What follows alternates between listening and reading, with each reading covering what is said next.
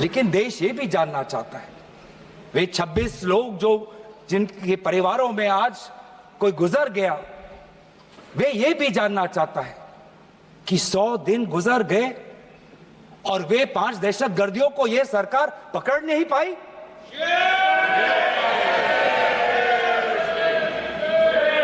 देश के वो लोग ये भी जानना चाहते हैं कि ये जो 5 दहशतगर्दे थे, दहशतगर्दी जो आए टेररिस्ट, निश्चय इनको किसी ने पनाह दी, निश्चय इनको किसी ने जानकारी दी, निश्चय ये पूरा जो 1 घंटा का जो उन्होंने गोला बारूदी की, उसके बाद ये फरार हो गए, उनको फरार होने में भी किसी ने उनकी मदद की, और आज भी ये 100 दिन हो गए और सरकार के पास कोई जवाब नहीं।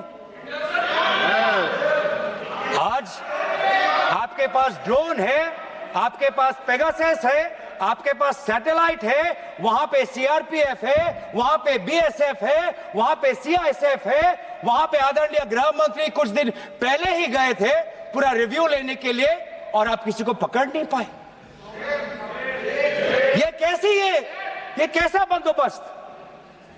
आपने कहा कि आर्टिकल 370 के चले जाने के बाद जम्मू कश्मीर सेफ है, जम्मू कश्मीर में आइए, लोग आए, लोगों ने अपने आप को सुरक्षित महसूस किया, लेकिन बेसारन में देखा कि कितने वो निहत्थे थे, कितने वो असहाय थे कि लगभग 1 घंटा लगा एक एम्बुलेंस उनके पास पहुंचने के लिए। पुलिस पर अगर आर्मी भी आई तो चल के आई।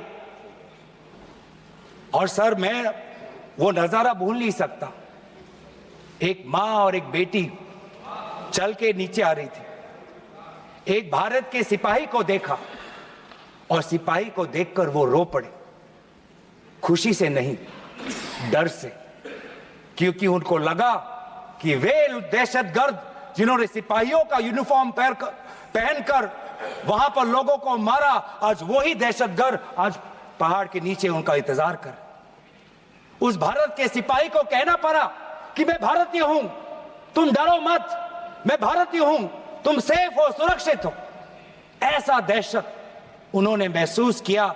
इस दहशत के ऊपर, इस डर के ऊपर आदरणीय राजनाथ सिंह एक शब्द तो कहते, आप एक शब्द तो कहते, ये आपकी भी जिम्मेवारी है राजनाथ जी, ये आपकी भी जिम्मेवारी है, रक्षा मंत्रालय का भी जिम्मेवारी है।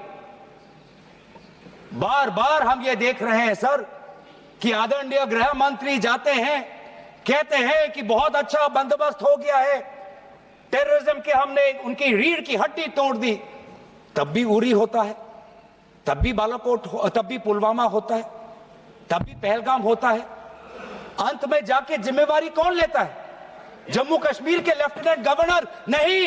अगर जिम्मेवारी किसको लेनी पड़ेगी तो आदरणीय गृह मंत्री आपको लेनी पड़ेगी, नैतिक जिम्मेवारी आपको लेनी पड़ेगी।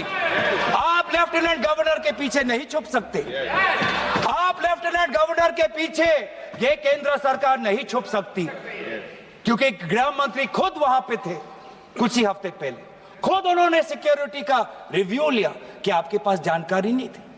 और सर, ये सरकार इतनी कमजोर, ये सरकार इतनी बुज़दिल कि आज उन्होंने इस सर में, क्योंकि उन्होंने अगर इसका किसी का दोष दिया तो टूर ऑपरेटर्स को दोष दिया कि टूर ऑपरेटर्स बिना अनुमति के द्वारा, बिना लाइसेंसेस के द्वारा लोगों को बेसहारा ले जा रहे, हमें तो पता ही नहीं था। ये है इनका कारण, ये बताना चाहते हैं।